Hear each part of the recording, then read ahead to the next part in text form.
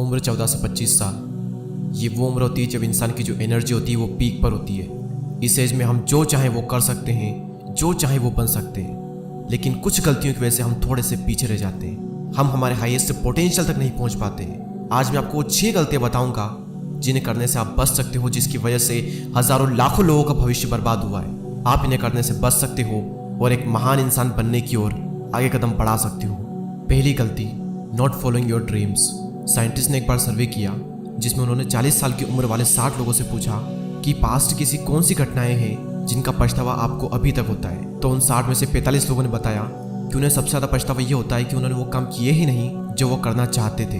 उन्हें उन कामों का पछतावा नहीं है जो कि उन्होंने गलत किए, उन्हें उन कामों का पछतावा है जो कि उन्होंने कभी किए ही नहीं। आपने वो कहानी तो सुनी होगी जहाँ पर 2 भाई होते हैं, एक 5 साल का और एक 12 साल का। दोनों खेलते खेलते एक बार जंगल में चले जाते हैं और जो बड़ा वाला भाई होता है वो गलती से कुएं में गिर जाता है और गिरने के बाद वो अंदर चिल्लाने लगता है क्योंकि उसे तैरना नहीं आता। तो छोटा भाई जो होता है वो ऊपर मदद के लिए खूब चिल्लाता है, लेकिन दूर दूर तक वहाँ पर कोई भी इंसान नहीं था। तो ऐसे में उसे सिर्फ एक ही उपाय दिख रहा था। उसने रस्सी से बंधी हुई बाल्टी को कुएं में फेंक दिया और अपने भाई को कहा कि इसे पकड़ लो। और उस 12 साल वाले बच्चे ने बाल्टी को पकड़ लिया और 5 साल वाले बच्चे ने अपना खूब जोर लगाया और फाइनली उस 12 साल वाले बच्चे को, अपने बड़े भाई को, कुएं से बाहर निकाल लिया। और जब वो दोनों गांव गए और ये सब घर वालों को बताया तो वहाँ पर किसी ने भी उनकी बात का यकीन ही नहीं किया, क्योंकि एक 5 साल का बच्चा 12 साल के बच्चे को कैसे खींच सकता है। लेकिन उस गांव का जो सबसे समझदार आदमी था वो उनकी बात को मान लेता है। सभी लोग उस समझदार व्यक्ति से पूछते हैं कि आखिर उस बच्चे में इतनी शक्ति आई कहाँ से। तब वो बताता है कि बच्चा ऐसा सिर्फ इसलिए कर पाया क्योंकि वहाँ पर दूर दूर तक कोई नहीं था उस बच्चे को ये कहने वाला कि तू ये नहीं कर सकता। और यहाँ तक कि वो खुद भी नहीं था क्योंकि उसे अपने भाई को बचाना था। आपको अपने आप से एक सवाल करना है कि अगर उस बच्चे की तरह दूर दूर तक कोई भी मुझे जज करने वाला नहीं हो तो मैं क्या कर सकता था। अगर आज की डेट में मुझे कोई भी जज नहीं कर रहा है तो वो क्या क्या काम है जो कि मैं कर सकता हूँ, जो कि मैं नहीं कर रहा हूँ सिर्फ इसलिए क्योंकि लोग जज करेंगे। तो इसका जो भी आंसर आपको मिलता है तो उसे तुरंत आज के आज ही स्टार्ट कर दें, क्योंकि अगर आपने नहीं किया तो आने वाले टाइम में आपको बहुत पछतावा होगा कि काश मैं कर लेता तो आज ये दिन ना देखना पड़ता। उसका पछतावा जो है ना वो नहीं होना चाहिए, क्योंकि समय फिर से कभी नहीं आएगा। और हजारों लाखों लोग ये गलती करते हैं, अपने ड्रीम्स को फॉलो ही नहीं करते हैं सिर्फ इसलिए क्योंकि उन्हें जज करने वाले बहुत होते हैं। इस गलती को करने से बचें और अपने सपने पर आज ही काम करें। Number 2, standing up against bullies.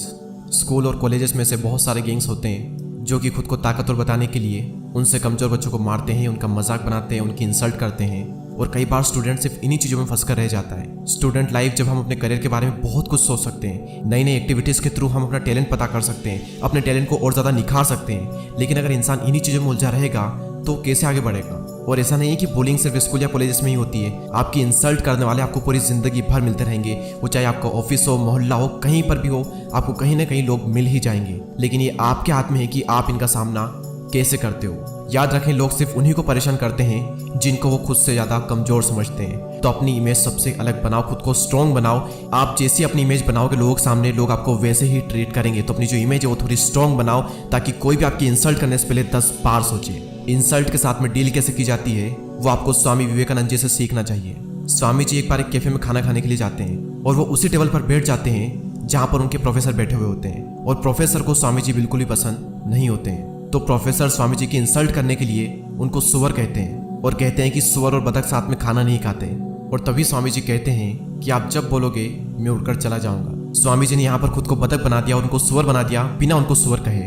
आपको भी ऐसे ही अपनी इंसल्ट का सामना करना सीखना होगा और हो सके तो अपनी इमेज ऐसी बनाओ कि कोई आपका मजाक ही ना बनाए। और अगर थोड़ा बहुत हंसी मजाक दोस्तों में चल भी रहा है तो इट्स ओके, उसे हंसी मजाक में ही ले, ज़्यादा सीरियसली ना ले। लेकिन अगर कोई बार बार आपकी इंसल्ट कर रहा है तो फिर वहाँ पर कुछ करने की ज़रूरत है। वहाँ पर पीछे मत हटो बल्कि उनका सामना करो और अपनी जो इमेज है वो थोड़ी स्ट्रॉन्ग बनाओ। नंबर 3, मौके हाथ से गंवाना। यूट्यूब पर अभी आप ये वीडियो देख रहे हो और यूट्यूब खुद गूगल का प्रोडक्ट है। और फेसबुक जिसको आप सब जानते हो, जिसके इंडिया में 416 मिलियन यूजर्स है। पर कौन जानता है इस कंपनी को, ये है याहू। गूगल की तरह ये एक सर्च इंजन है। साल 1998 में गूगल ने याहू को एक ऑफर दिया था कि वो गूगल को $1 मिलियन में खरीद ले, लेकिन याहू ने उस टाइम मना कर दिया। सन 2004 में गूगल ने फिर से याहू को ऑफर दिया कि वो गूगल को $4 मिलियन में खरीद ले, लेकिन याहू ने $3 बिलियन का काउंटर ऑफर दिया और वो डील भी कैंसिल हो गई। इसके बाद साल 2006 में याहू के पास एक और अपॉर्चुनिटी आई थी कि वो फेसबुक को $1 बिलियन में खरीद ले, लेकिन याहू ने अपनी बिड कम करके $850 मिलियन कर दी और वो डील भी कैंसिल हो गई। याहू अगर इन अपॉर्चुनिटी को मिस नहीं करता तो आज वो $1 ट्रिलियन कंपनीज का ओनर होता।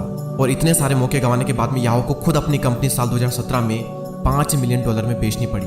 आपने कई सारे लोगों को ये कहते हुए सुना होगा कि मैं करना तो बहुत कुछ चाहता हूँ, बस कोई एक मौका मिल जाए। हम सभी की लाइफ में कई सारी अपॉर्चुनिटीज आती है, लेकिन ज़्यादातर लोगों के साथ में एक प्रॉब्लम होती है कि वो इन मौकों को पहचान ही नहीं पाते, और कई बार पहचान भी लेते हैं और हाथ से जाने देते हैं सिर्फ इसलिए वो सोचते हैं कि कुछ और करेंगे। वो अपने कंफर्ट जोन में अटक कर रह जाते हैं और कुछ नहीं कर पाते। और जो इंसान आज की डेट में ये कह रहा है कि मेरे पास अपॉर्चुनिटीज़ नहीं है, तो उसे ज़िंदगी में कितने ही मौके मिल जाए वो हमेशा यही कहेगा, क्योंकि जितनी अपॉर्चुनिटीज़ हमारी जनरेशन के पास में है उतनी शायद ही किसी जनरेशन में रही होगी।